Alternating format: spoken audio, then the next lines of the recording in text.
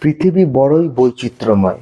কোথাও মরুভূমি, কোথাও সমুদ্র, কোথাও পাহাড়, কোথাও জঙ্গল, আবার কোথাও পাথুরে মাটি। জীবেরা একজন এক এক রকম জায়গায় থাকে। সব জীব সব পরিবেশে বেঁচে থাকতে পারে না। বিরূপ পরিবেশে বেঁচে থাকার জন্য জীবের শরীরে এক বিশেষ ধরনের পরিবর্তন ঘটায়, যাকে আমরা অভিযোজন বলি। শুষ্ক মরুভূমি অঞ্চলে জলের ভীষণ অভাব, তাই এখানকার উট শরীরের মধ্যে জল সঞ্চয় করে রাখে।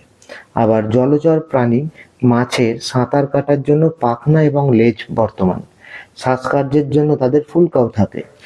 কিছু কিছু মাছ মিষ্টি জলে থাকে, আবার কিছু মাছ নোনা জলে বসবাস করে। এরা সবাই নিজেদের পরিবেশের সঙ্গে নিজেকে মানিয়ে নিয়েছে। ঠিক সেই রকম কিছু উদ্ভিদ পাথুরে মাটিতে ভালো জন্মায়, আবার কিছু উদ্ভিদ স্যাঁতস্যাঁতে ভিজা মাটিতে ভালো জন্মায়।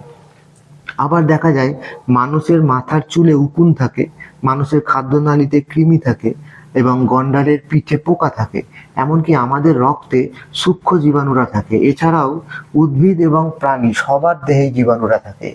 একটা প্রকাণ্ড বটগাছে হাজার হাজার পিঁপড়ে, শয়ে শয়ে পাখি এবং অন্যান্য অনেক কীটপতঙ্গ থাকে। এমনকি সাপ, কাঠবিড়ালি এরাও কিন্তু এই বড় গাছে আশ্রয় নেয়। এছাড়াও এই সমস্ত গাছের শাখায় অন্যান্য উদ্ভিদও জন্মাতে দেখা যায়, যাদের পরজীবী বা পরাশ্রয়ী উদ্ভিদ বলা হয়।